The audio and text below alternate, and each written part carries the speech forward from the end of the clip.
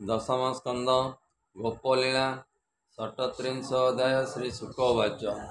एवं शुण नरनाथ हरिचरित भागवत दिने जे प्रभु नर हरि संगते ज्ञानी गोप नारी ए बलदेव को घनी संगे मिलिले वृंदावन लागे शीतल बसंत पवन बने विजय भगवान चंद्रर किरण जनमी सुंदर दिशे वनभूमि राम गोविंद गोप नारी विविध मते वनचारी मध्य विजय हलधर गोपी आनंदे गीत स्वरम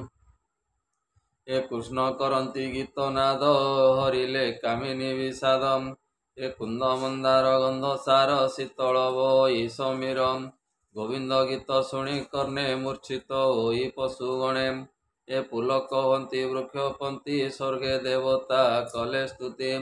ए शुणी गोविंद गीत नाद गोपी पाइले मने खेदम ए कटी मेखला झिनवास कबरी होइला उल्लासम मदन भोले गीत गाई गोपी मोहिले भावग्राही हेमते शुण नरनाथ सर्वे होइले उपगतम पूर्वे जे कुबेर कुमर सापे होइला शंख चूड़म देखती राम वनमाली गोपीको मध्य बेगे मिली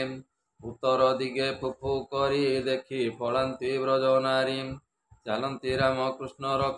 डाकती राम कृष्ण रख एवने होइलु निरेकम शार्दूल देखी गोरु पल जेसने हुअंती विकलम शुणी बोइले बेनी भाई नडर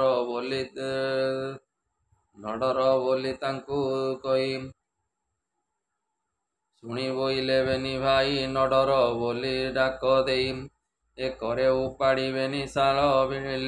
मिलिले गोपींकर मेलम जमर दूत प्राय होई देखी जे शंख चूड़ रही ए गोप कामिनी मध्य थिला जीवन भये पलाइला ताहार शिरे मणि चाही बेगे धाइले भावग्राही